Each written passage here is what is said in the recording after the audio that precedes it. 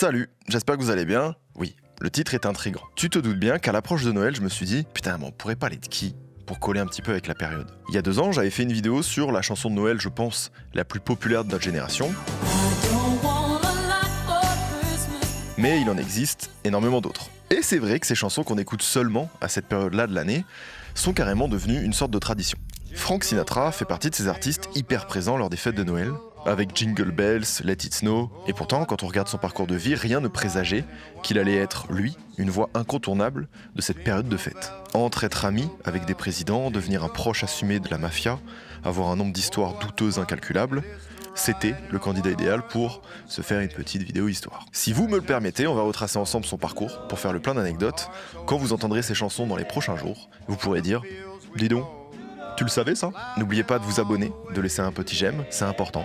Et installez-vous parce qu'il est temps de découvrir qui était réellement Frank Sinatra.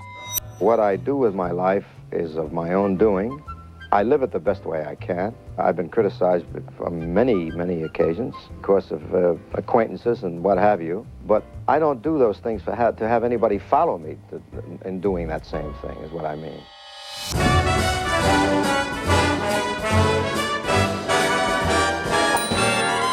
Oh, the weather outside is frightful, but the fire is so delightful. Since we've no place to go, let it snow, let it snow, let it snow.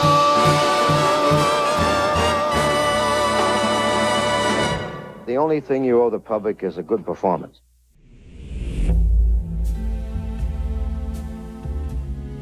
L'histoire de Sinatra commence du côté d'Hoboken, dans le New Jersey, et elle s'annonce déjà difficile. Sa mère, Dolly, se souviendra très longtemps du 12 décembre 1915, parce que c'est le jour où elle a dû expulser un gamin de 6 kilos. Bah, grand respect à elle, 6 kilos. C'est pas évident de soulever 6 kilos pour moi. L'accouchement en question est tellement difficile que Dolly et son futur fils, du coup, Francis Albert Sinatra, vont lutter pour leur vie. Pour éviter le drame, le médecin est obligé d'extraire Frank avec un forceps, ce qui lui laisse des cicatrices sur le visage, sur le cou, et un tympan perforé. Quant au père de Frank, c'est Marty, un ancien boxeur, mais c'est bel et bien Dolly qui porte la culotte à la maison, et on va très vite s'en rendre compte. La famille de Sinatra est avant tout originaire de Sicile, et comme une grande partie de la communauté italo-américaine, elle a choisi de s'installer dans le quartier de Little Italy, à New York. Et dans ce quartier, et surtout à cette époque, la mafia est hyper présente. Donc pour la famille Sinatra, vivre à leur côté, ça devient une habitude, et vu qu'on est en pleine prohibition et qu'ils tiennent un bar, ils peuvent compter sur eux pour les aider dans leurs affaires. Et c'est précisément dans ce contexte-là que Frank grandit. Il est maigre, avec une longue cicatrice sur le visage, que tout le monde appelle Scarface. Et Frank, il est plutôt solitaire. On raconte même que parfois il payait d'autres garçons pour être ses amis. Et laissez-moi vous dire que c'est pas beaucoup mieux dans la famille.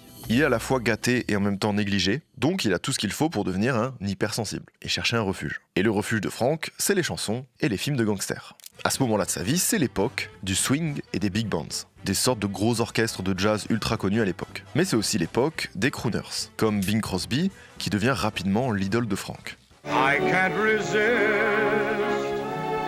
you are temptation and I am yours. Et Frank est fasciné par les crooners. Il est fasciné par leur succès et par leur facilité à avoir des filles qui leur tombent dans les bras. Et oui, même s'il n'a que 11 ans, il est déjà très porté sur les femmes. Genre beaucoup. Et même si ça pourrait passer pour un détail, c'est aussi l'une des principales raisons qui vont le motiver à devenir le plus grand chanteur du monde, pour rencontrer le succès, mais surtout pour choper un max. Alors du coup, le jeune Frank, pour s'entraîner devant un public, il passe souvent derrière le piano, dans le bar des parents. Et au milieu des piliers de bar et des mafieux, il pousse la chansonnette et il se sent de plus en plus à l'aise. Je vous rappelle que Frank a un problème au tympan et ne sait pas jouer de musique. Mais au moins, il a déjà une voix, et pas n'importe laquelle. Du coup, dans son adolescence, il se construit comme ça, et l'année de ses 17 ans, son père décide qu'il est temps pour lui de trouver sa voix. Sa vraie voix. Et pour ce faire, son père décide de le mettre à la porte. Il va se bouger le cul comme ça, le petit Frank. Et du coup, pour gagner sa vie, Frank enchaîne les petits boulots. Camionneur, livreur de journaux, mais à chaque fois il finit par se faire virer, ou bien il a souvent des problèmes avec la justice. En réalité, Frank s'en moque un peu de ses jobs alimentaires. Lui, ce qu'il veut, c'est chanter. Mais dans les années 30, percer dans la musique, c'est pas si simple. Alors, un jour, il décide de provoquer sa chance. Il apprend que Carlos Gardel, l'une des plus grandes voix de l'époque, chante régulièrement dans les studios de la radio NBC à New York. Sans hésiter, Frank saute sur l'occasion, il fonce au local de la radio dans l'espoir de rencontrer le chanteur. À la fin du spectacle, Frank va venir bafouiller quelques félicitations à Carlos qui se reconnaît beaucoup dans le jeune homme qu'est Frank. C'est-à-dire qu'il se fait tout le temps virer, qui a des problèmes avec la justice, et qui n'a qu'une obsession, chanter. Pour s'éloigner des problèmes et se donner une chance de réussir, il lui conseille de s'inscrire au Radio Crochet organisé par la NBC. Et cette info en particulier est loin d'être tombée dans l'oreille d'un sourd puisqu'à la toute fin de sa carrière, Frank Sinatra remercie encore chaleureusement Carlos. Il va suivre ses conseils. L'année suivante, il s'inscrit au Radio Crochet d'NBC. Mais il vient pas tout seul, puisqu'il est accompagné de 3 de ses amis d'enfance avec qui il forme un groupe, le Hoboken Four. We have now the Hoboken Four. Will shine up to you. Everybody's gonna hide you, do you? You'll make the whole world shine. Ensemble, ils décrochent le premier prix et même un record de vote de la part du public. La récompense, c'était quoi? C'était une tournée aux USA et au Canada, tout frais payé, ce qui est clairement une bête d'opportunité. Mais bon, tout ça, ça a quand même un coût. Le rythme, 35 concerts par semaine, dans 19 états différents. La paye est correcte, mais ça ne pourra jamais compenser le manque de sommeil, ni réparer l'ego des autres membres des Hoboken Four. Parce que le problème, c'est que Sinatra prend toute la lumière. C'est lui que le public vient voir, c'est lui que les journalistes veulent interviewer. Dans les yeux de tout le monde, Sinatra, c'est la véritable star du groupe. Et ils s'en battent un peu les couilles des autres. Du coup, ça va créer des tensions, et dès que la tournée va être finie, Frank va quitter les Hoboken Four et se mettre en quête d'un nouvel endroit pour pouvoir chanter. Heureusement, il peut compter sur sa mère Dolly et son précieux carnet d'adresses. Grâce à elle, Frank décroche quelques cachets ici et là, dans des bars, des restaurants, qui sont souvent tenus par la mafia. Et puis finalement, il trouve un point de chute, le Rustic Cabin, où il va y travailler à la fois comme chanteur, mais aussi comme serveur. Je pense que c'est le bon moment pour faire un petit point sur la musique en Amérique dans les années 30-40. À ce moment-là, 2 types d'artistes dominent la scène. Il y a les big bands, qui sont des grands orchestres dirigés par des chefs légendaires comme Benny Goodman ou Duke Ellington, mais aussi les crooners, qui sont des chanteurs à la voix douce, capables de raconter des histoires en chantant. Parmi eux, il y a Bing Crosby, qui est justement l'idole de jeunesse de Sinatra, et qu'on retrouvera un petit peu plus tard dans son histoire. From the equator up to the pole, everybody winging, everybody singing that rock, rock, rock, rock, rock and roll. Et enfin, le jazz, avec des artistes comme Louis Armstrong, Billie Holiday ou Ella Fitzgerald, qui sont alors de véritables stars internationales à cette période. Mais c'est aussi la période où émerge le swing, qui est le style qui va inspirer plus tard le bebop, puis le rhythm and blues et enfin le rock'n'roll.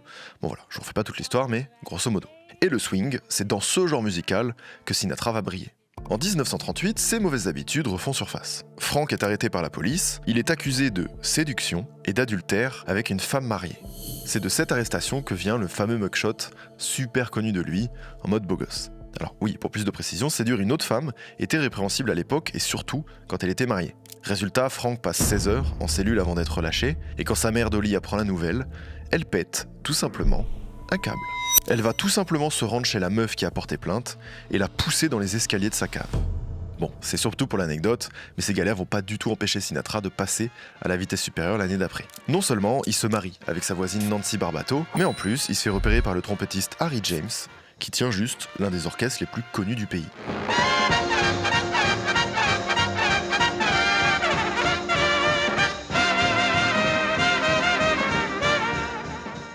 We were playing at the Paramount Theater in New York, and I heard this remote, and I went out the next night, and I went out to hear him, and the manager didn't want to let him sing because he said he's the MC, so I just let him sing a song once in a while. But actually, he's there as the MC introducing the show, and he came over to the table and sat down. The next day, he came down to the Paramount Theater and came with us and signed a contract for a year at $75 a week. Harry l'invite à rejoindre sa tournée et Sinatra accepte. Il tourne à nouveau dans tout le pays et comme avec les Hoboken Four, Sinatra devient très rapidement la star de l'orchestre, pourtant déjà réputé. Mais ce qui l'excite le plus dans cette nouvelle rencontre, c'est que pour la première fois de sa vie, il va avoir accès à un studio. Le 31 août 1939, Sinatra enregistre son tout premier son, All or Nothing at All, qui va d'abord connaître un succès local et puis national quand il sera réédité quelques années plus tard. All or nothing at all.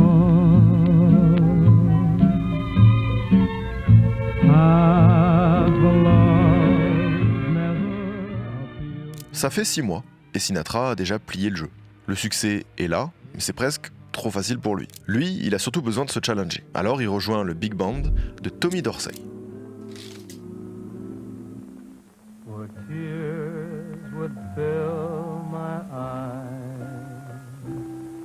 Quand Tommy voit Sinatra, il est lui aussi certain qu'il deviendra une star. Mais ce que Tommy voit surtout, c'est qu'il a tout pour brasser un maximum de thunes.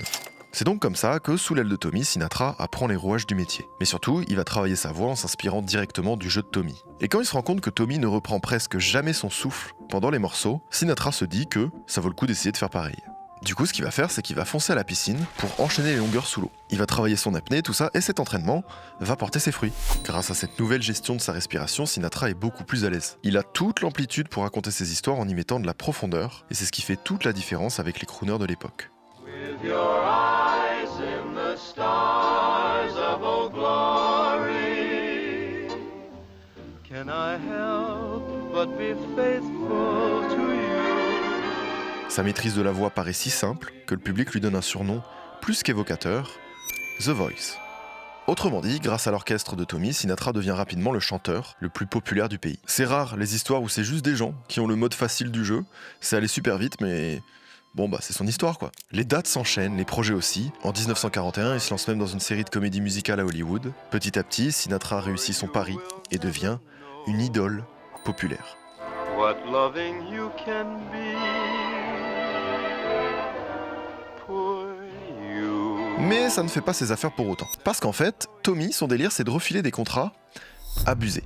Et il l'a clairement fait à l'envers à Sinatra. Tommy a réussi à lui faire signer un contrat où il récupère 42% de toute la thune qu'il se fera jusqu'à la fin de ses jours. Alors que s'il avait utilisé Odoo et son app signature, peut-être qu'il aurait pris plus le temps de faire attention au contrat qu'il a signé. C'est la transition la plus fluide de ma chaîne.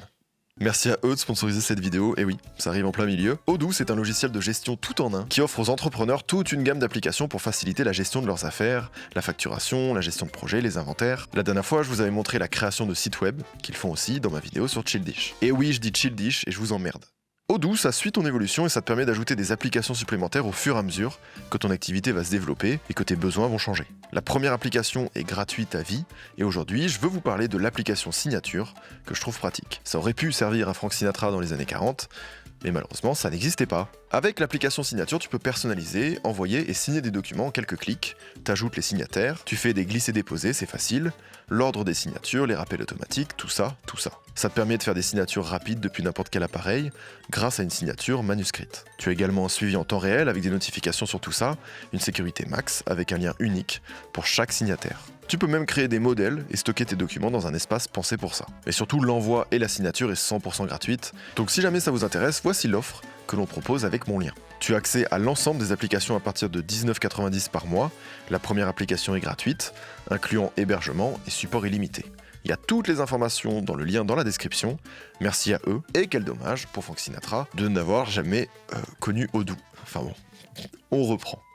Ceci étant dit, je répète, Tommy a réussi à faire signer un contrat à Frank Sinatra où il récupère 42% de toute la thune, jusqu'à sa mort. Je sais pas si on mesure la dinguerie, il y a des contrats de merde, mais celui-là, il est particulièrement de merde. Où est-ce que je voulais en venir? En 1942, Frank Sinatra, il décide de se barrer en solo pour provoquer un peu le destin. Mais voilà, il a signé un contrat de merde et vu qu'il était bloqué avec ce contrat-là, Sinatra a appelé quelques amis à lui, des amis de la famille, pour faire en quelque sorte une proposition que Tommy ne pourra pas refuser. Ce genre de proposition où ça parle avec un fort accent italien et où t'as pas vraiment intérêt à dire non si tu tiens à tes deux genoux, à ta famille. Et vous savez quoi? Étonnamment, ça marche. Frank Sinatra est libre de tout contrat et il va pouvoir enfin tenter la carrière solo qu'il mérite. En décembre 1942, Sinatra a 26 ans et il se sent prêt. Alors, il ne sait pas lire une partition, il n'écrit pas ses paroles, mais il croit quand même en son talent. Et quoi de mieux que Broadway pour commencer? Il loue le Paramount à New York, et même si ce n'est encore que ses débuts, la salle est quand même pleine à craquer. The New Year's show at the Paramount was coming up, starring Benny Goodman. The manager of the theater coaxed Goodman to add Frank Sinatra to the show for $150. Goodman had no objection, but asked, "Who the heck is Frank Sinatra?" It was school vacation time, and thousands of Bobby Soxers gave him the answer. He was held over for 8 weeks and became a legend.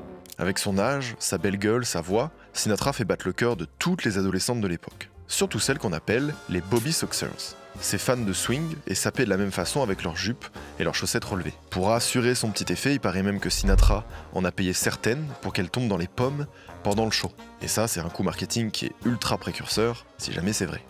Et oui les enfants, tout s'achète dans la vie. Le succès est aussi rapide qu'immense. Chacune de ces apparitions solo laisse place à des scènes de folie collective. C'était comme un énorme grondement. 5000 gamines qui trépignaient, criaient, hurlaient, applaudissaient. J'étais paralysé de trouille. 8 semaines, c'est tout ce qu'il faut à Sinatra pour plier le Paramount, pour embraser New York et devenir le chanteur le mieux payé d'Amérique. 2 mois seulement, c'est juste une folie son ascension. Pourtant, des crooners, il y en a eu avant Sinatra, c'est clairement pas du tout un précurseur. Mais avec une telle aura, peut-être pas. Sinatra, c'est un peu le crooner ultime. Il est capable d'instaurer une relation de proximité en un rien de temps avec son public et de l'embarquer pendant tout son concert. Et son aura fascine parce qu'il donne l'impression de chanter pour tout le monde. I felt the glow of you in my arms. The band had left the stand and we were in heaven. Les femmes pensent qu'il est en train de les séduire pendant que les hommes rêvent de lui ressembler. Rien ne peut l'arrêter. En quelques mois, la vie de Sinatra change du tout au tout. Il passe de statut d'espoir à celui de star nationale. Partout où il va, on l'appelle The Voice. Et il enregistre même ses premiers singles. I'll never love again. You'll never know just how much I miss you. Et à ce moment-là, Sinatra réalise enfin son rêve. Il est au top du succès et dans toutes les radios. Mais c'est pas le seul à se frotter les mains. C'est la mafia qui s'attend à ce qu'il y ait un petit retour. Parce que oui, c'est grâce à eux qu'il a commencé à chanter dans des bars, etc. et que ça s'est fait. Donc à un moment donné, on lâche pas la famille. Tu vois ce que je veux dire? Et ben vous savez quoi? Sinatra, ça ne le dérange pas du tout d'être associé au gros bras de la mafia. Et en tant qu'ancien petit maigrichon, il est même flatté d'être attaché à une image de Caïd. En gros, c'est le genre de gars qui déclenche la bagarre, mais qui se barre dès que ça se tape. Et pour ce qui est de la musique, Sinatra devient tout simplement le premier chanteur pop. On l'entend partout, on le voit partout, et tout ce qu'il touche se transforme en or. Sinatra pose tout simplement les bases du showbiz et du métier de star dans la musique. Juste ça, c'est normal, c'est une autre époque, réfléchissez-y, c'est fou. The Voice, c'est plus qu'une voix. Son mode de vie, son succès, ses tubes intemporels font de lui le parfait exemple du rêve américain. Et ça tombe très très bien. En plein conflit mondial, l'Amérique a besoin de motiver ses troupes et de leur donner un idéal à atteindre. Pendant la Seconde Guerre mondiale, Sinatra ne fait pas partie des troupes parce qu'il est réformé à cause de son problème au tympan, décidément, ce qui ne l'empêchera pas de participer à l'effort de guerre, mais à sa façon. Sinatra enregistre des chansons et fait régulièrement des concerts pour les soldats qui sont partis au combat. Mais l'Amérique a un autre rôle à lui faire jouer. Avec le succès, Sinatra part rapidement s'installer à Hollywood, mais c'est pas vraiment une surprise. Il n'a jamais caché son intérêt pour le cinéma, et comme c'est le gars le plus hype de cette période, tout le monde se l'arrache. À commencer par l'armée. The children in the playground, the faces that I see, all races and religions, that's America to me. Pendant la guerre, il joue son propre rôle dans le film de propagande The House I Live In. Dedans, il alterne les monologues et les chansons pour dénoncer l'antisémitisme et toutes les autres formes d'intolérance. Un message qui lui tient à cœur en tant qu'immigré et qui fait surtout de lui le porte-drapeau des valeurs de l'Amérique. On y reviendra un petit peu plus tard, mais Sinatra n'a jamais non plus caché ses ambitions politiques. Dans une Amérique républicaine, il soutient ouvertement le Parti démocrate et ça lui vaut un grand nombre de critiques. Certains même se demandent s'il n'est pas plutôt communiste, à une époque où il vaut mieux éviter d'être de ce bord-là. En gros, ils attendent un espèce de faux pas, et Sinatra ne va pas tarder à le faire. En 1947, il profite d'un voyage à Cuba pour passer du bon temps entre amis. Lucky Luciano, le parrain de la mafia new-yorkaise qui vient tout juste de sortir de prison, a décidé d'organiser une grande conférence avec tous les plus grands noms de la mafia pour asseoir sa supériorité. Et Sinatra est chargé de pousser la chansonnette au milieu de 500 mafieux, tous réunis dans un hôtel de Cuba. Lucky Luciano, c'est une véritable légende dans le monde du grand banditisme. Non seulement il a mis en place le premier réseau mondial de trafic d'héroïne, mais en plus, il vient de l'Ercara Fridi, une toute petite commune pauvre de Sicile, exactement la même d'où vient toute la famille de Sinatra. Mais évidemment, 500 mafieux et Frank Sinatra qui se réunissent au même endroit, bon, ça passe difficilement inaperçu. Le journaliste Lee Mortimer, qui a entendu parler de la réunion, décide de mener une enquête, et ce qu'il découvre le surprend tellement qu'il demande au FBI de faire la même chose. Lee pense que Sinatra profite de sa célébrité pour convoyer d'importantes sommes d'argent liées à la drogue pour le compte de la mafia. Personne n'ose le contrôler, et selon Lee, il n'y a aucun doute, puisqu'il est arrivé avec 2 millions de dollars en liquide dans sa mallette, juste pour assister à la conférence, donc je comprends le point de vue de Lee, un peu louche. Sinatra aime bien son image de bad boy, mais il a toujours fait en sorte de brouiller les pistes sur sa relation avec la mafia. Alors, devant la justice, il nie. What was the purpose of your trip to Havana? Find sunshine. The allegation again is made that on that trip, you conveyed by briefcase a sum of approximately $2 million. How do you respond to that allegation? If you can find me an attaché case that holds $2 million, I will give you the $2 million. Faute de preuves, il est innocenté. Pour l'anecdote, son pote Jerry Lewis déclarera des années plus tard qu'il n'a pas fait passer 2 millions, mais 3 millions ce jour-là. Après, on croira qui on veut. En tout cas, il y a bien une chose que Lee Mortimer n'a pas vu venir, c'est l'énorme patate dans la gueule que lui a balancé Sinatra lorsqu'ils se sont recroisés après cette affaire. The only time I had any physical contact with a newspaper man was a man who's now dead, who said some pretty nasty things about me in a column for about 2 years, and they were all gross lies. And that didn't bother me so much until he once said several things to me in person. And I reached the boiling point, and it was all over. It was an unfortunate incident, but frankly, if he were alive and he said it again, I would do it again, because he was just that kind of a man. Résultat, un procès très médiatisé, et surtout, une nouvelle image de Frank commence à émerger, loin du crooner lisse que le public connaît, celle d'un bad boy, impulsif et parfois violent. Ce faux pas, Sinatra va finir par le payer, mais pour l'instant, il profite de la vie. Il s'installe à Hollywood et sa famille s'agrandit à 3 reprises, avec la naissance de Nancy Jr. en 1940, Frank Jr. en 1944 et Tina en 1948. Sa carrière lui prend un temps fou, mais Sinatra fait tout pour voir ses enfants. Ses journées sont blindées et désormais, il passe surtout du temps en studio, mais de cinéma.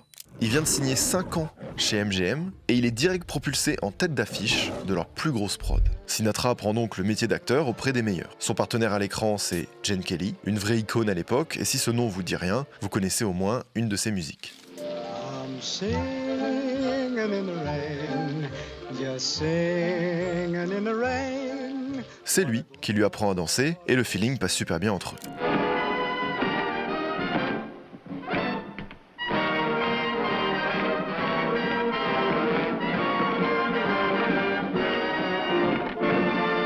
Ensemble, ils vont enchaîner les films à succès. Sinatra est aux anges, il enchaîne les tubes et les films, mais aussi les soirées. Toujours un verre et une petite clope à la main, et il est là, à la cool, il traîne avec les gens hype de l'époque. Orson Welles, Judy Garland, et même Bing Crosby, qui était son idole de jeunesse. Have you heard that Mimsy Star? What now? She got pinched in the Astor bar. Sauced again, eh? She was stoned. Well, did you ever? Never. What a swell party this is. Sa nouvelle vie lui va parfaitement. À part la drogue qu'il déteste, Sinatra adopte tous les excès de la vie hollywoodienne, à commencer par l'infidélité. On en a parlé tout à l'heure, depuis toujours, ce qu'il aime encore plus que les soirées et le succès, c'est les femmes. Sinatra a une réputation d'énorme séducteur, et avec son nouveau statut, plus personne ne lui résiste. Encore moins les actrices avec qui il partage souvent l'affiche, comme Marilyn Maxwell ou Lana Turner.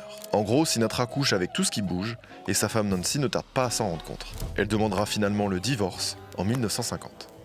Divorcé et hyper mal vu à l'époque. Mais en plus, Sinatra s'affiche ouvertement avec sa nouvelle meuf, Ava Gardner, et assume pleinement son infidélité. Was it you who kissed me? Et ça, c'est un message qui a du mal à passer auprès du public, et au niveau de la mafia, qui a l'impression qu'il renie ses valeurs. C'est pas mafia-friendly non plus. Sa cote de popularité en prend un sacré coup à ce moment-là, mais heureusement, Ava sait comment le rassurer, je me permets de la citer. « Frankie fait peut-être 55 kilos tout mouillé, mais c'est avant tout 50 kilos de bite. » Et au-delà de cette déclaration, Ava, c'est surtout l'archétype de la femme forte, qui refuse qu'on lui marche dessus. Et il faut bien un minima ça pour exister face à Frank Sinatra. Pour l'unique fois de sa vie, Sinatra se fait mener à la baguette. Il est captivé par la beauté et le mode de vie excentrique d'Ava Gardner, et 1 an après son divorce avec Nancy, ils se marient, et en apparence, leur relation est idyllique. Mais bon, de l'autre côté du miroir, en vrai c'est tout l'inverse. Sinatra et Ava se ressemblent un peu trop. Ils sont excessifs, ont de gros tempéraments et un petit penchant pour la tromperie. Alors certes, ils sont fous l'un de l'autre, mais leur relation est destructrice. Elle est alimentée par la jalousie et l'alcool qui conduisent souvent à des violentes disputes. Un soir où Ava va refuser de coucher avec Sinatra, il va menacer de mettre fin à sa vie. Au téléphone, Ava entend 2 détonations. Elle se précipite dans la chambre de Sinatra, où elle retrouve des trous dans les oreillers et des plumes qui volent un peu partout. Et ce genre de scène, ce n'est pas un cas isolé. Frank fait régulièrement ce genre de menaces. Autrement dit, la relation est toxique. À ce moment-là, entre les accusations de communisme, ses liens avec la mafia, les problèmes perso, la carrière de Sinatra est en perte de vitesse. Comme si ce n'était pas suffisant, il a maintenant des problèmes aux cordes vocales. Ses chansons commencent à lasser les gens et ses films marchent moins bien. Au début des années 50, le monde du showbiz le pousse vers la sortie à cause de son image de bad boy. Ses contrats prennent fin plus vite que prévu. À cause de son rythme de vie, Sinatra n'a plus de thunes et plus beaucoup d'espoir. Pire encore, Ava est devenue l'une des actrices les plus importantes d'Hollywood à ce moment-là, et Sinatra ne supporte pas du tout de vivre dans son ombre. Miss Gardner is most assuredly one of the town's handsomest people, but more than that, she is a young actress of considerable skill. She is with us tonight to present the awards for distinctive achievement in documentary production. Ladies and gentlemen, Miss Ava Gardner. Il y a peu, c'était une idole, maintenant, il est passé de mode et il se fait têche par son agent et son label. Tout le monde dit qu'il est finito, mais ce qu'ils ne savent pas, c'est qu'il va faire l'un des plus gros comebacks de l'histoire. Pour relancer sa carrière, Sinatra mise tout sur un film qu'il vient tout juste de recevoir, Tant qu'il y aura des hommes. Il a un vrai coup de cœur pour le personnage d'Angelo Maggio, un soldat italo-américain, originaire de Brooklyn, qui ne se laisse jamais écraser par l'injustice. Frank se reconnaît totalement dans ce rôle, et il est prêt à tout pour l'obtenir. C'est qu'un rôle secondaire, mais il lui parle tellement qu'il demande à son entourage, un peu influent, d'en glisser 2-3 mots au producteur. Et ça marche. Avec ce nouveau rôle, il a une chance de montrer toute l'étendue de son talent, et d'enfin pouvoir tourner la page. I done it, Prue. I escaped just like I said. Just like I figured. In the back of a truck, on the top. They rode me right out. Just like I figured. Il ne s'est pas trompé. En 1953, la page il va la tourner de deux façons. Déjà parce que c'est l'année où Ava met fin à leur relation, ce qui lui inspire l'un de ses plus gros succès, I'm a Fool to Want You. I'm a fool to want you, to want a love that can't be true. Mais aussi et surtout parce que c'est l'année où il gagne l'Oscar du meilleur acteur dans un second rôle. C'est peut-être le plus gros comeback de l'histoire, c'était un loser volontairement mis à l'écart, et Sinatra reprend sa place de star parmi les stars avec ce rôle. That's clever opening. Ladies and gentlemen, I'm deeply thrilled and very moved, and I really don't know what to say because this is a whole new kind of thing, you know. Song and dance man type stuff, and I'm terribly pleased. And if I start thanking everybody, I'll do a one-reeler up here, so I better not. And I'd just like to say, however, that they're doing a lot of songs here tonight, but nobody asked me. Le soir des Oscars, tout Hollywood est là, et qu'il le veuille ou non, tout le monde est obligé de l'applaudir. Il est temps pour lui de se lancer dans une nouvelle aventure. Dans la deuxième moitié des années 50, Sinatra connaît le succès dans tout ce qu'il entreprend. Il est entouré des meilleurs, c'est un artiste reconnu, une star du cinéma, il a sa propre série télé avec The Frank Sinatra Show. À ce stade, il n'est plus un chanteur ou un acteur, c'est un véritable businessman.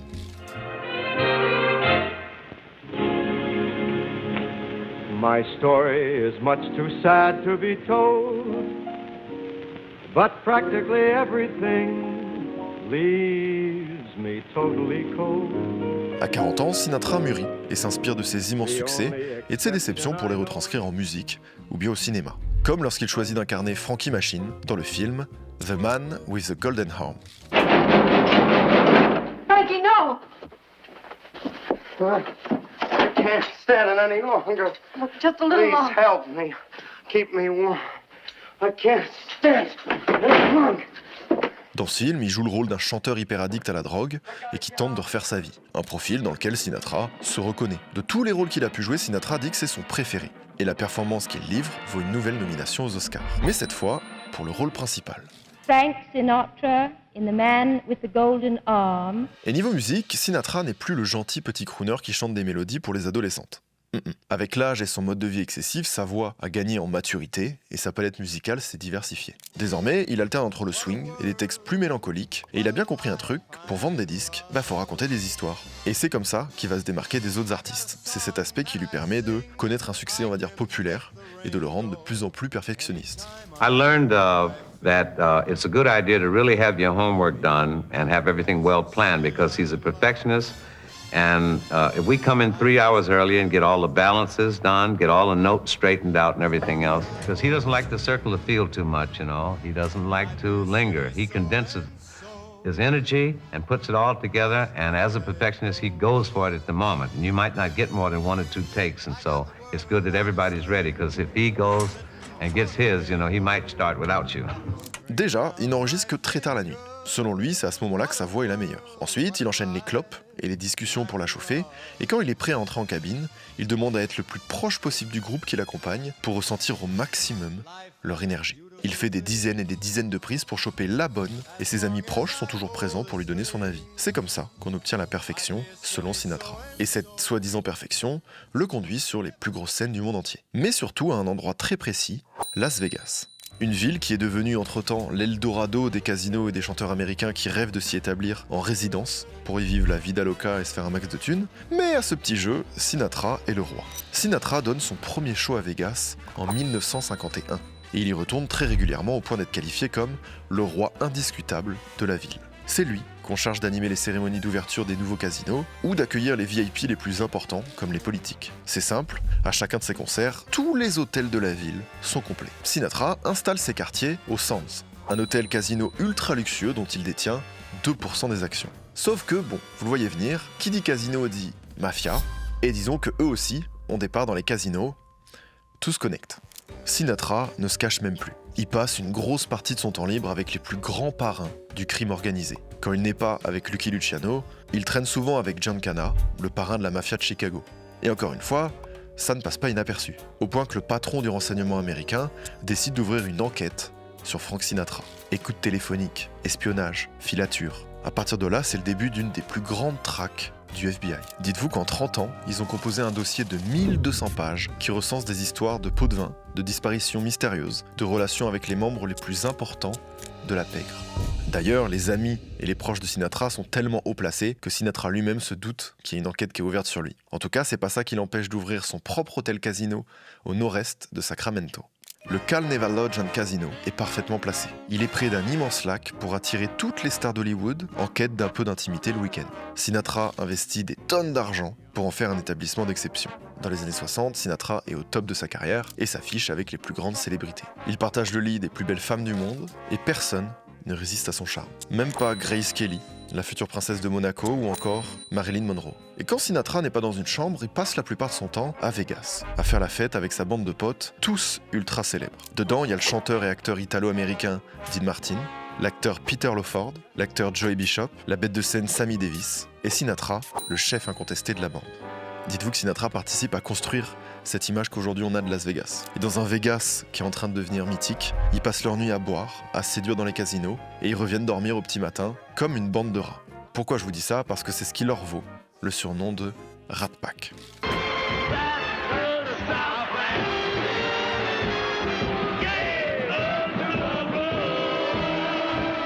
Ensemble, ils font des shows, chantent sur scène accompagnés d'un bar roulant et véhiculent l'image d'un Américain à succès qui boit du whisky dans un costard impeccable. Comme Sinatra enchaîne les succès, il va en faire profiter ses potes. Et il a une idée de film qui met à l'écran leur amitié qui est si spéciale. Le casting du film est composé du Rat Pack tout entier et le titre du film vous dira peut-être quelque chose, Ocean's 11. L'histoire, c'est une bande de potes qui s'apprête à faire le plus gros braquage de l'histoire de Las Vegas. Exactement comme les films avec Brad Pitt et George Clooney qui sont en fait des remakes de ce film. Ça, je l'ai découvert en faisant cette vidéo. Ocean's 11 connaît un bon succès et le Rat Pack en tourne d'autres. Alors, c'est pas vraiment des chefs-d'œuvre, mais ils alternent les styles. Et surtout, ça leur permet de passer toute leur journée et toute leur soirée ensemble. 'Cause I'm not afraid to stage me a raid on some hangout. Le public est content de voir autant de stars réunies à l'écran et le coup marketing fonctionne à chaque fois. Le Rat Pack est synonyme de talent et de succès, donc ils vont rapidement devenir une énorme influence pour les Américains.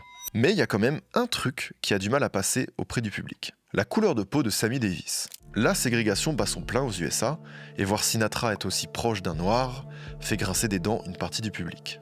Mais Sinatra s'en fiche royalement.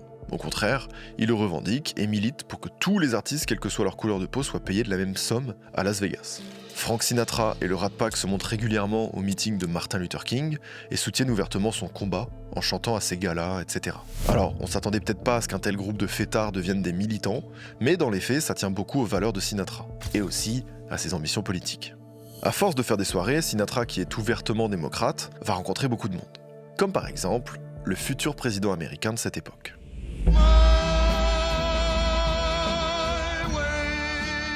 Quand Sinatra apprend que son pote Peter Lawford, avec qui les relations sont un peu tendues, est sur le point de devenir le beau-frère de JFK, il voit tout de suite une opportunité et fait tout pour le ramener dans le Rat Pack. Sinatra est fasciné par le pouvoir. Et la famille Kennedy l'intrigue. Surtout John, parce qu'il a ce petit côté sulfureux dans lequel il se reconnaît à fond. Donc réintégrer Peter au Rat Pack, c'est une occasion en or de se rapprocher de John. Et ça marche. Dès que Sinatra et John se voient, c'est le coup de cœur. En plus de la même vision du monde et ses enjeux politiques, ils partagent le même goût pour l'alcool, pour les femmes et pour tous les excès. Sinatra est captivé par l'univers de JFK et c'est réciproque. Ce sont deux énormes requins dans le monde de la jet set et leur amitié est si forte qu'ils n'hésitent pas à se faciliter la vie et s'aider mutuellement. Et c'est un soutien qui est bienvenu pour JFK parce qu'il est loin d'être favori dans les élections présidentielles face à Nixon. C'est d'ailleurs ce que Sinatra va faire dans le son High Hopes qui sert de musique de campagne à John Kennedy. Everyone is voting for Jack, 'cause he's got what all the rest lack. Everyone wants to back Jack. Jack is on the right track. Bon, chanter c'est bien, mais ce qui intéresse le plus la famille Kennedy, et surtout Joe, le père de JFK, c'est ses liens avec la mafia. Mathématiquement, il sait que son fils n'a aucune chance de gagner les élections face à Nixon. Et s'il veut avoir une chance, faut faire basculer des États de leur côté. Joe Kennedy, c'est loin d'être la première fois qu'il fait appel à la mafia. Sa fortune, il l'a faite en important illégalement de l'alcool aux USA pendant la Prohibition, et franchement, c'est impossible qu'il n'ait jamais eu à dealer avec la pègre pour protéger ses cargaisons. Donc, il n'en est pas à son coup d'essai, et c'est là qu'interviennent les contacts de Sinatra. Joe va lui faire du pied pour qu'il glisse quelques mots à Giancana, le patron de la mafia de Chicago, et comme l'Illinois c'est un état très important pour l'élection, il lui demande d'influencer les gens à voter pour son fils. Et ça marche. Malgré un nombre suspect de voix dans le Texas et dans l'Illinois, JFK gagne les élections et devient le 35e président des États-Unis. We observe today not a victory of party, but a celebration of freedom, symbolizing an end as well as a beginning, signifying renewal as well as change. My fellow citizens of the world, ask not what America will do for you, but what together we can do for the freedom of man.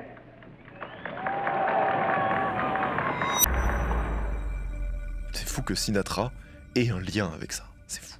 Et Sinatra, lui, il est trop content. Son pote est le président de la première puissance mondiale. Et en plus, dans sa position, Sinatra, il a mis trop bien la mafia, qui s'attend à un retour d'ascenseur, etc., machin, nana. Il est même chargé d'animer le gala d'investiture de JFK. Quand il a l'honneur d'escorter Jackie Kennedy vers son mari, Sinatra pense certainement à son futur rôle d'ambassadeur en Italie ou n'importe quel autre titre qui pourrait l'attendre. Mais rien se passe comme prévu. Dès qu'il est élu, JFK va prendre ses distances avec Sinatra. Et même s'ils sont potes, c'est la famille Kennedy qui pense qu'il a une mauvaise influence et qu'il le voit un peu d'un mauvais œil.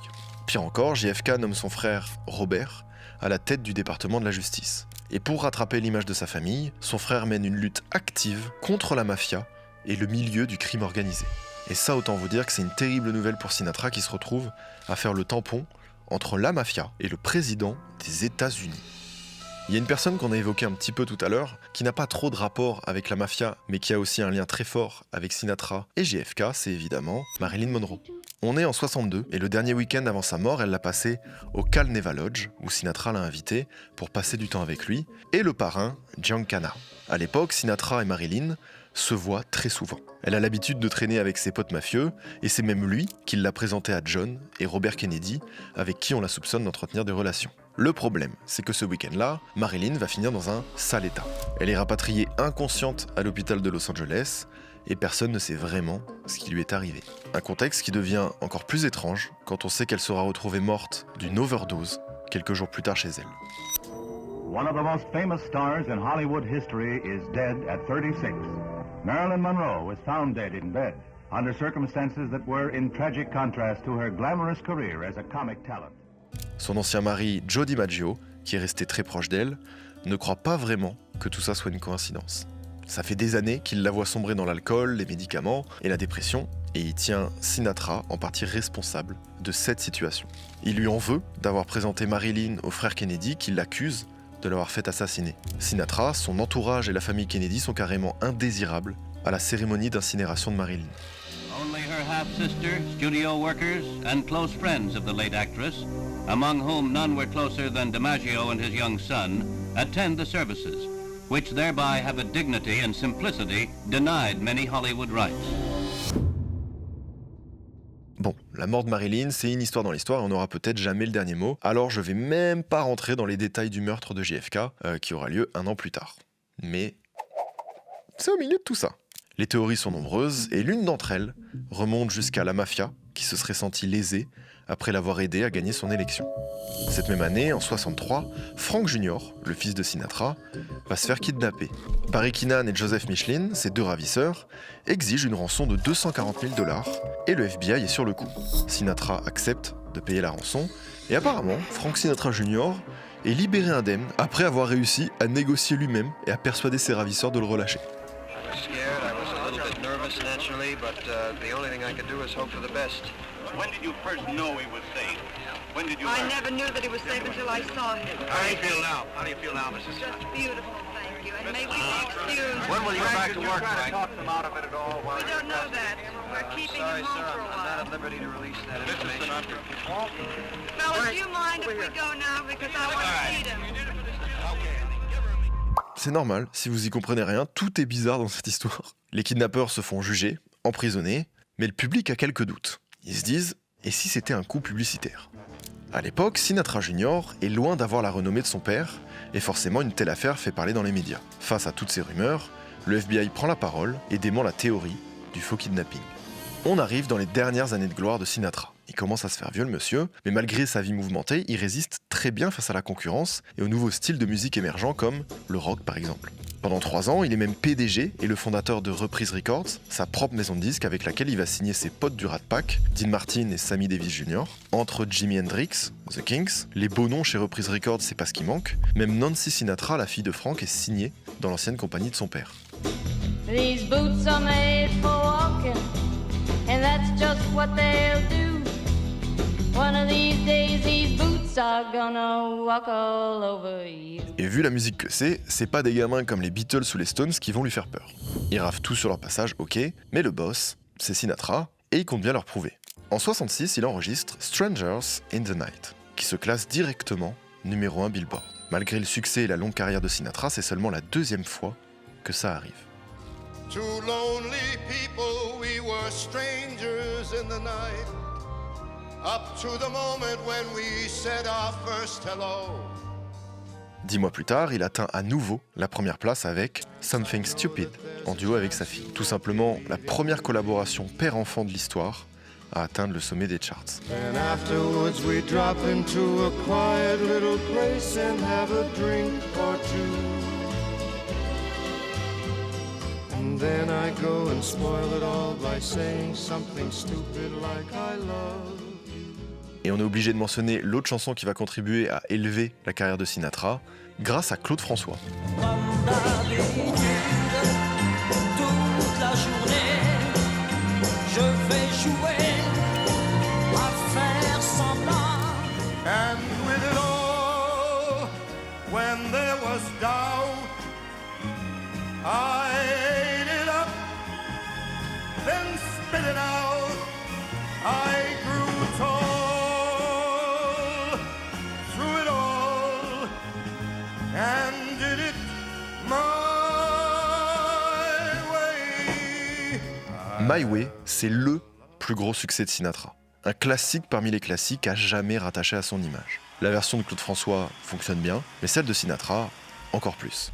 La même année que la sortie de My Way, la mission Apollo 11, avec à son bord les astronautes Neil Armstrong, Buzz Aldrin et Michael Collins, fonce direction la Lune. Pour se divertir, ils ont emmené des cassettes de musique avec eux, où figure cette musique.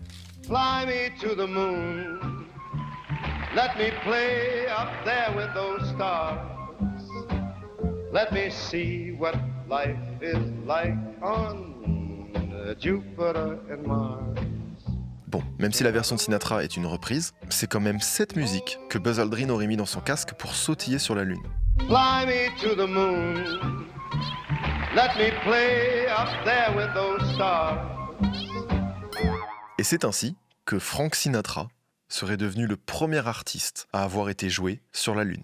Ça rend le mec cool. Je suis désolé, ça le rend cool, le gars. Personne au monde n'aurait pu parier sur ça 10 ans auparavant, tellement c'est improbable comme anecdote. Et quand il apprend la nouvelle, Frank Sinatra est comme un fou. Au début des années 70, il est au sommet de sa gloire. Et en même temps, comment veux-tu aller plus haut que la Lune ? Je ne sais pas. Mais en tout cas, une chose est sûre, c'est que son âge commence à le rattraper, et ses échecs aussi. C'est difficile de se faire désirer quand on est ultra présent comme lui dans le paysage médiatique, et ça se ressent au niveau des ventes. Ces deux albums, A Man Alone et Watertown, ne connaissent pas le succès attendu et Sinatra commence à se poser sérieusement des questions. And I've been doing a little more thinking and contemplating these days than I did 25 years ago. One of the things I've been thinking about is why you have to get famous to get an award for helping other people.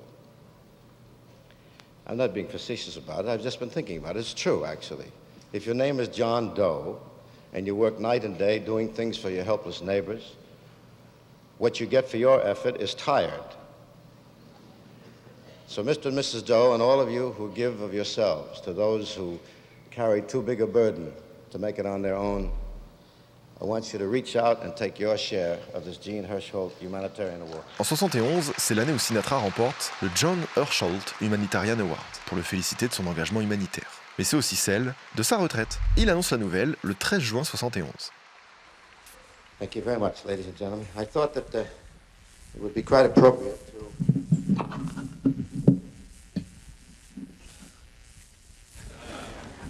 to do something in the way of a conclusion quietly.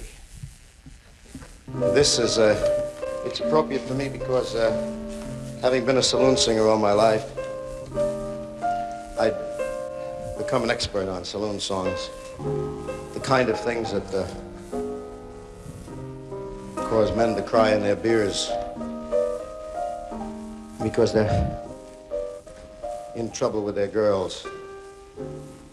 And they seek little bars, and it's really a caricature of one such person.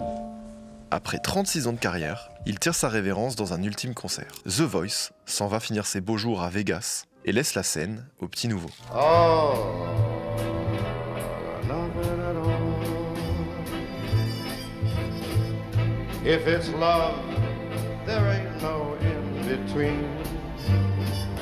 Mais quand t'as goûté la scène et le succès comme Sinatra a pu le faire, c'est compliqué de tout lâcher. Donc personne n'y croit vraiment quand ils annoncent qu'ils se barrent, et ils ont bien fait, c'était pas très crédible. À peine 2 ans plus tard, il revient avec l'album All Blue Eyes Is Back, en référence à son surnom All Blue Eyes, qui vient de sa couleur de ses yeux. Making my entrance again with my usual flair, sure of my lines. No one is there. It's over. Nobody wins. Et jusqu'à sa mort, la vie de Sinatra va continuer sur ce même rythme effréné, sans jamais réellement renouer avec le succès d'antan, à une exception près. Son titre, New York, New York, qui sort en 1979. Sinatra reprend la chanson chantée par Liza Minnelli dans le film de Martin Scorsese du même nom. I'm gonna make a brand new start of it in old New York. If I can make it there, I'll make it anywhere. It's up to you, New York, New York. Et New York, New York devient instantanément l'hymne de la ville. Elle est sur toutes les lèvres des habitants fiers d'habiter dans la ville qui ne dort jamais, et c'est d'ailleurs de là que vient cette phrase. Aujourd'hui, il y a débat pour savoir quel est l'hymne de New York. Les générations les plus anciennes restent attachées à Sinatra, alors que les plus récentes pensent plutôt à Empire State of Mind de Jay-Z et Alicia Keys. Chanson dans laquelle d'ailleurs Jay-Z fait référence à Sinatra. Yeah, I'm out at Brooklyn. Now I'm down in Tribeca, right next to De Niro. But I'll be hood forever. I'm the new Sinatra. And since I made it here, I can make it anywhere. Bref. Sinatra ne fait plus vraiment l'événement, mais il a su rester auprès des plus puissants. Malgré son amitié avec JFK et ses convictions politiques, il s'affiche régulièrement aux côtés de Reagan et Nixon, deux présidents américains, mais cette fois-ci républicains. Ladies and gentlemen, this House is honored to have a man whose parents were born in Italy, who from humble beginnings went to the very top entertainment, Frank Sinatra. Sinatra est même chargé d'organiser le bal d'investiture de Nixon, ce qui n'a pas beaucoup de sens, surtout quand on sait qu'il l'aurait aidé à perdre en truquant l'élection pour Kennedy. Le petit truc un peu ironique marrant, c'est que dans ce bal, il s'est même permis de chanter la chanson My Kind of Town, où ça parle finalement de Chicago, l'une des villes qu'il a aidé à faire basculer les élections à l'époque. Bon voilà, c'est un peu ironique, mais c'est marrant. One town that'll never, never let you down. It's mine, all of it is mine. My kind of town. Chicago, Chicago, Chicago. My kind of town. Mais si ses convictions politiques ont l'air d'avoir un peu changé, son attrait pour les femmes et surtout celle des autres, pas du tout. En 1975, il aurait même passé une nuit avec Jackie Kennedy, la veuve de JFK, dont il était secrètement amoureux. On soupçonne aussi d'avoir eu une histoire avec Nancy Reagan, la femme du président Ronald Reagan. Du moins, un peu de nuance, c'est ce que les potes de Sinatra disent de lui. Lui, il a toujours détesté les médias, et il a accordé très peu d'interviews dans sa vie. Jimmy Van Heusen, son pote et compositeur avec qui il bosse très souvent, a même déclaré que Sinatra irait en prison pour 1000 ans s'il écrivait un livre sur lui-même. Alors c'est peut-être que des rumeurs pour façonner sa légende, mais ça pourrait aussi expliquer pourquoi Sinatra préfère faire profil bas et qu'il déteste autant les médias. On va pas se mentir, l'image qui transparaît de Sinatra, c'est plutôt celle d'un gars un peu odieux, imbuvable au quotidien, quoi. Le genre de personne qui n'aime pas être contredite et qui fait tout comme il l'entend. C'est pas super cool non plus, tu vois. Sinatra, c'est la liberté et l'Amérique. Mais celle des films. Celle qu'on aurait aimé connaître, mais qui n'a sûrement jamais existé. Lui qui déteste être seul, qui a partagé tout son temps entre les femmes, les personnes influentes et ses potes de beuverie du Rat Pack, finit finalement sa vie, seul, dans son coin. L'âge et une vie d'excès l'ont conduit à enterrer une bonne partie de son entourage dans les années 80-90, le laissant, certes, tout seul, au sommet. Mr. Sinatra, we know this is a sad time for everyone right now. How do you think Sammy should be remembered? Well, from my standpoint, he should be remembered as one of the finest human beings I ever knew in my life. And of course, multi-talented. He was a wonderful, wonderful boy. Et c'est aussi pour ça que sa fin de carrière fait un peu pitié, entre guillemets, hein, parce qu'il reste une star, etc. Mais il apparaît complètement déconnecté de la réalité, comme un peu une espèce de caricature de lui-même. Il vit avec son propre fantôme, tu vois. Il monte bourré sur scène, il oublie les paroles de ses chansons.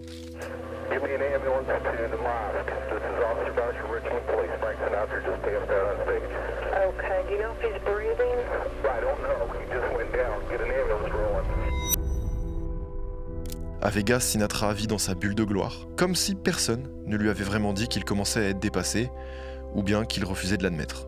Vegas a perdu de son côté sulfureux, et ça donne l'impression qu'il évolue dans un décor de carton-pâte, à la recherche du bonheur et du succès tout en sachant très bien qu'il ne le retrouvera plus jamais. Sa dernière apparition sur scène aura lieu le 25 février 1995, lors d'un gala de bienfaisance organisé par sa femme. You just wait till the warm-up is underway. Wait till our lips they have met. Wait till you see that sunshine place. You ain't seen nothing yet. Best is yet to come and babe. En décembre de la même année, tout le gratin des artistes américains se réunit à Los Angeles pour fêter ses 80 ans en grande pompe et lui rendre hommage. Il apparaît fatigué, lâche à peine 2 notes au micro, mais il reste entouré de tout le show business et des gens qu'il a inspirés.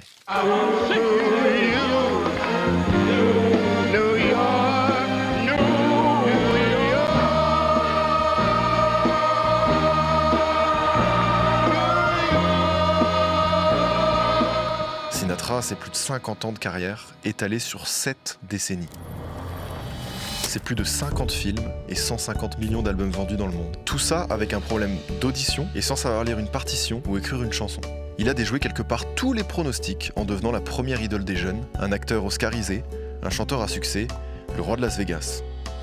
Il a tout connu et il a longtemps été vu comme un modèle pour de nombreux Américains. Alors, affaibli par des problèmes de santé, Sinatra finira par succomber à une crise cardiaque. L'Empire State Building va alors s'illuminer du même bleu que ses yeux à l'annonce de sa mort le 14 mai 1998. Good morning, everyone. I'm Monique Braxton reporting for NBC News. We have some sad news to report to you this morning. That is that 82-year-old Frank Sinatra has died of a heart attack. La voix de l'Amérique s'est éteinte. C'est la fin d'une ère et de l'une des plus longues enquêtes du FBI. Sinatra laisse derrière lui une vie de légende et d'histoires auxquelles on n'aura peut-être jamais le dernier mot. Il laisse derrière lui d'immenses succès musicaux, au cinéma, mais surtout une empreinte ineffaçable, celle de sa voix sur quelques-uns des plus grands classiques américains. Et sur une bonne partie des musiques de Noël que vous allez entendre H24, partout dans les magasins, les téléfilms de Noël à la con, durant ce mois de décembre. What has he got, if not himself? Then he has not to say the things that he truly feels, and not the words of one who kneels. That record shows I took all the blows.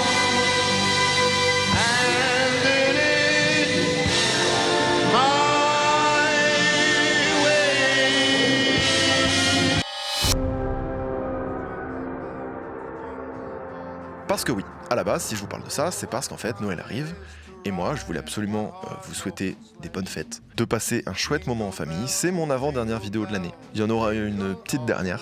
Ceci étant dit, j'espère que ça vous a plu de connaître un petit peu plus la vie de cette voix qu'on connaît tous à cette période. Moi, ça m'a fait kiffer de le faire parce que son histoire est dingue. Ça en dirait vraiment un Serge le Mito, le gars. Et je soupçonnais pas à quel point c'était aussi légendaire. Donc c'est incroyable, maintenant, on connaîtra ce qu'on écoute. Et c'est ce qui compte. Merci à vous, pensez à vous abonner, à laisser un j'aime, voilà, à nous suggérer aussi des artistes. Merci à Odoo, pour rappel, il y a un petit lien en description. Merci à eux de soutenir la chaîne et nous permettre de mettre tous ces jolis extraits. Merci à vous, passez d'excellentes vacances et j'espère à très vite. Des bisous.